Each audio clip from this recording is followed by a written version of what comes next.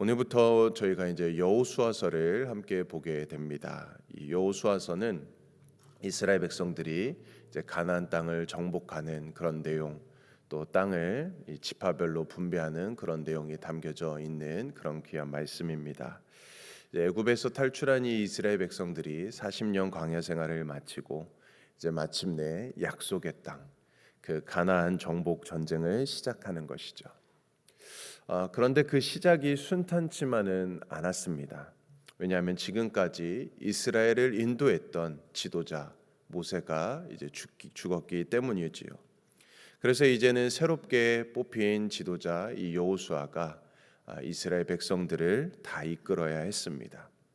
이제 가나안 정복을 위한 전쟁 준비를 들어가야 합니다. 전쟁 준비를 위해서는 무엇보다도 전략을 잘 세워야 되죠. 또 군사들, 병사들을 잘 또 정비를 해야 됩니다. 만약에 그렇게 전쟁을 준비해야 된다면은 적어도 몇 주나 몇 달이 걸릴 것입니다. 우리도 뭔가 사역을 준비하거나 뭔가 행사를 준비할 때 미리 몇 주일, 몇 달부터 이렇게 준비를 하지 않습니까?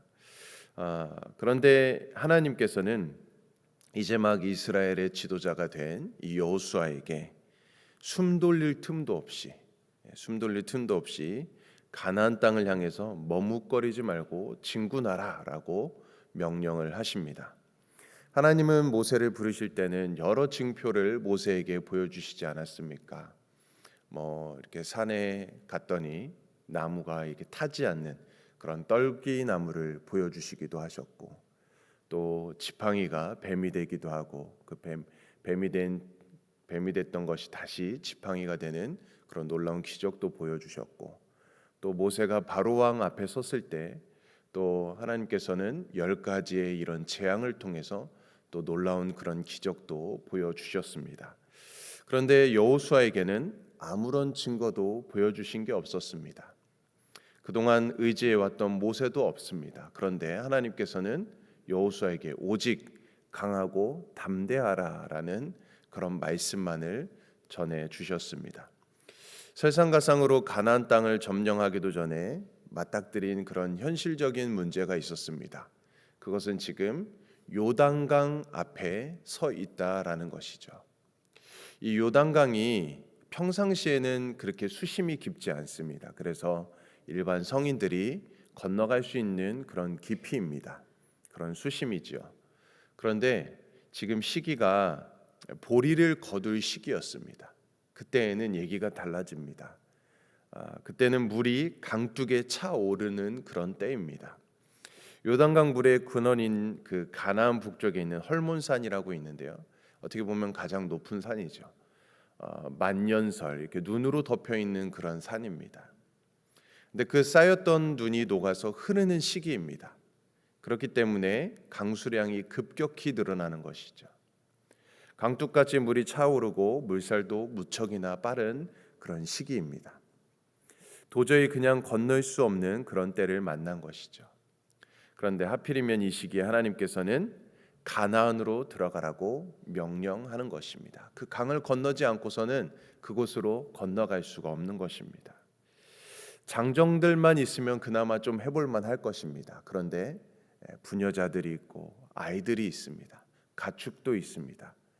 그 함께 그곳을 건너는 것은 참 쉽지 않은 그런 무모한 일인 것이죠. 자, 그런데 여호수아는 이 하나님의 명령에 어떻게 반응을 했을까요? 하나님의 말씀에 그대로 순종하였다라는 것이죠. 본문을 보면 여호수아의 결단과 의지가 어떠했는가 우리가 볼 수가 있는데요. 오늘 10절과 11절 말씀을 다시 한번 보겠습니다. 이에 여호수아가 그 백성의 관리들에게 명령하여 이르되 진중에 두루 다니며 그 백성에게 명령하여 이르기를 양식을 준비하라. 사흘 안에 너희가 이 요단을 건너 너희 하나님 여호와께서 너희에게 주사 차지하게 하시는 땅을 차지하기 위하여 들어갈 것임이니라 하라. 자, 여기 말씀해 보니까요, 여호수아의 마음이 아주 결연하고 단호하게 보여집니다. 조금도 두려움이나 망설임이 없습니다. 여호수아는 하나님의 말씀에 순종하기로 결단하기로 마음을 먹은 것입니다. 자, 그런데 더욱 놀라운 사실은 이 말을 들은 그 백성들의 태도입니다. 이스라엘 백성이라고 생각하면 우리는 어떤 생각이 먼저 떠오릅니까? 불순종의 아이콘들 아니겠습니까? 불순종하는 자들입니다. 예전에 그 이스라엘 백성들은 맨날 불평하고 원망하고 그런 것들을 쏟아냈던 그런 백성들이었습니다. 애굽에서 나올 때부터 불평과 원망으로 가득했던 그런 백성들. 홍해 앞에서 있을 때도 또 그것을 그랬고, 마실 물이 없을 때도 건넌 이후에도 마실 물이 없다고 불평하고, 가데스바네아에서 약속의 땅 가나안을 앞두고서도 10명의 정탐꾼 말만 듣고 원망하고 불평했습니다. 하나님께 이렇게 반역했던 이스라엘 백성들이었습니다. 자, 그런데 지금은 요단을 건널 수 없는 그런 상황 속에서도, 그런 시기임에도 불구하고 요단을 건너라는 이 명령에 누구 하나 토를 달거나 불평하거나 원망하는 자가 없었다라는 것입니다. 나중에 보면 결국 이 여호수아와 백성들은 그들의 순종으로 요단강이 갈라지는 은혜를 경험하게 됩니다. 또 한 번의 홍해 사건과 같은 기적을 경험하게 되는 것을 볼 수가 있습니다. 자, 이런 말씀들을 보면서, 이런 기적들을 보면서 우리가 생각해야 될 것이 있습니다. 믿음은 무엇일까? 믿음이란 무엇일까?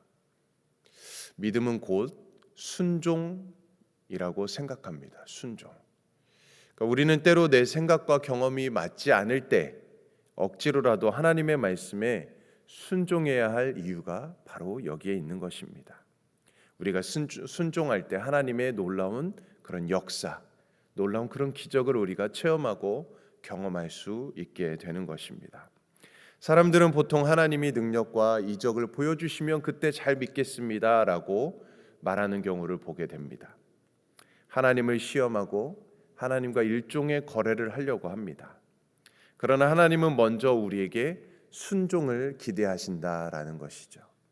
그러면 하나님은 순종하는 자를 기뻐하시고 순종하는 자에게 하나님의 놀라운 능력을 경험케 하시는 것입니다. 사랑하는 성도님들, 그러므로 믿음은 곧 순종이라고 말할 수 있습니다. 순종을 통해서 주님의 능력이 우리 안에서 온전해지는 것입니다.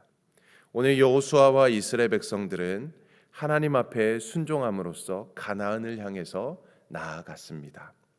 자, 그런데 여기서 또 눈여겨보아야 할 사실이 있습니다. 가나안 입성에 가장 먼저 앞장을 섰던 지파들입니다.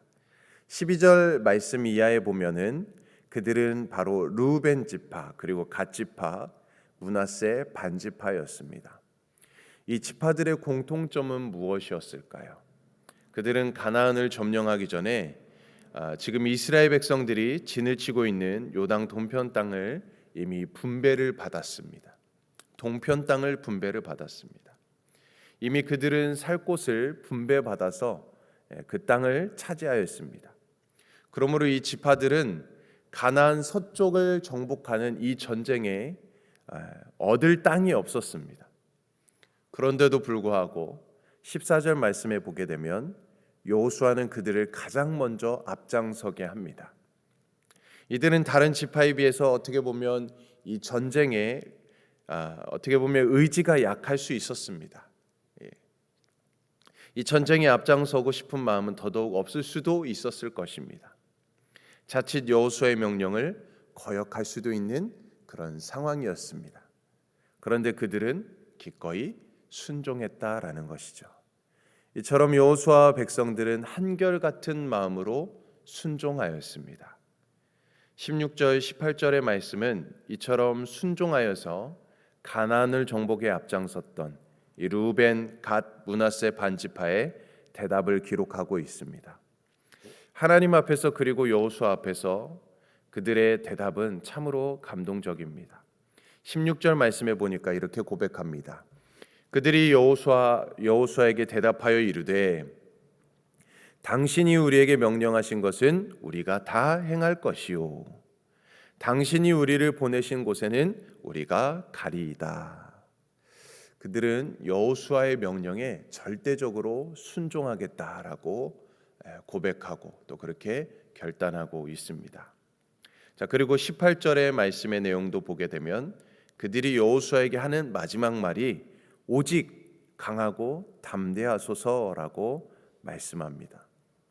오직 강하고 담대하소서라는 이 말은 어떻게 보면 우리가 당신의 말에 절대적으로 순종하겠습니다라는 의미가 담겨 있을 것입니다. 이미 땅을 차지한 자들인데 어떻게 보면 자신들과 무관할 수도 있는 그 땅에 대해서 앞장서라고 할 때 그들은 이렇게 앞장서고 그 말에 절대적으로 순종하는 이런 감동적인 모습을 보여주고 있습니다. 이런 그들의 순종으로 말미암아 마침내 여호수아는 이스라엘 백성들을 이끌고서 가나안 정복의 사명을 감당해낼 수 있는 것을 보게 됩니다. 사랑하는 성도님들, 그러므로 이 순종은 참된 믿음이라고 이야기할 수 있겠습니다. 순종은 하나님의 능력이 우리에게 머물게 하는 힘입니다. 오늘날 우리가 우리의 삶 속에서 이 놀라운 하나님의 능력을 힘을 경험하지 못하는 이유가 무엇일까요? 그 이유는 단 하나이겠죠. 우리가 말씀에 온전하게 순종하지 못하기 때문일 것입니다. 우리는 하나님의 말씀에 순종하기보다는 내가 가진 지식과 경험을 더 중요시할 때가 많이 있습니다. 그러나 그것으로 우리가 할 수 있는 일은 지극히 미약합니다. 우리의 힘으로는 안 됩니다.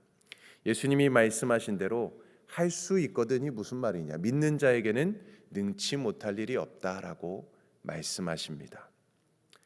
이런 말씀이 이루어지고자 한다면 우리는 먼저 순종해야 되는 것이죠. 때로는 하나님의 뜻이 내 생각과 맞지 않는 것 같고 내 바람과 다르게 또 여겨질 때도 있을 것이고 내 경험과 맞지 않을지라도 우리는 순종할 수 있어야 합니다.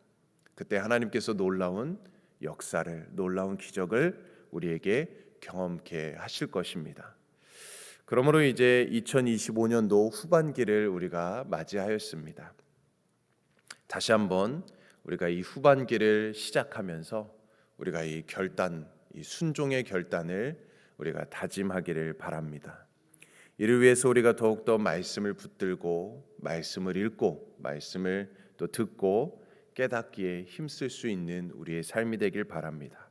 그리고 우리가 그 깨닫는 대로 온전히 순종하여서 말씀에 순종하여 남은 또 2025년 반년 동안 하나님의 능력이 항상 충만한 우리들의 삶, 저와 여러분들의 삶이 되기를 주님의 이름으로 간절히 축원드립니다. 아멘. 우리 함께 기도하겠습니다. 하나님 아버지, 여호수아는 백성을 이끌고 가나안을 정복해야 하는 이 현실 앞에서 부담도 크고 두려울 법도 했을 것입니다.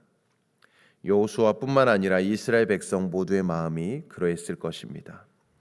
그러나 하나님께서는 지도자였던 여호수아에게 강하고 담대하라 말씀을 각인시켜 주셨고 그 약속의 말씀을 붙잡은 여호수아는 굳건히 일어설 수 있었습니다. 우리들 또한 하나님의 약속을 믿음의 눈으로 바라보게 하시고 우리에게 주신 사명, 확신을 갖고 그 말씀에 순종함으로 살아가도록 인도하여 주시옵소서. 매일매일 낮이든 밤이든 말씀 속에 거하게 하여 주시옵소서. 그리하여 흔들림 없이 걷는 우리의 믿음의 이 여정 속에 영적인 승리가, 하나님의 놀라운 역사가 임하게 하여 주시옵소서. 감사드리며 모든 말씀 예수님의 이름으로 간절히 기도드리옵나이다. 아멘. 오늘은 우리 아프리카 선교를 위해서 기도하는 날입니다. 남아공 김종석, 정춘덕, 곽용섭, 박정진, 안성준, 김현정, 세네갈 조항수, 조신영 선교사님으로 해서 함께 기도해 주시고, 또 우리 서머스쿨 기빙추리가 지금 은혜 가운데 진행 중에 있습니다. 참여하는 우리 모든 자녀들을 위해서 또 진행하는 우리 모든 스텝 교사들을 위해서 또 함께 기도해 주시고, 이제 돌아오는 토요일부터 여름 단기 선교를 출발하게 됩니다. 모든 것이 주님의 은혜 가운데 또 안전과 주님의 보호하심 가운데 하나님의 은혜가 충만한 그런 여름 단기 선교 시간 될 수 있도록 참여하는 모든 팀원분들을 위해서도 우리 함께 기도해 주시기 원합니다. 외에 또 우리 교회를 위해서, 또 우리 모든 예배를 위해서, 또 우리 개인과 가정과 직장과 또 우리 교회를 위해서, 또 이 나라와 민족, 열방, 세계를 위해서 또 우리 각자 기도 제목을 가지고 이 시간 주님의 이름 한 번 외치며 간절히 기도하겠습니다. 주여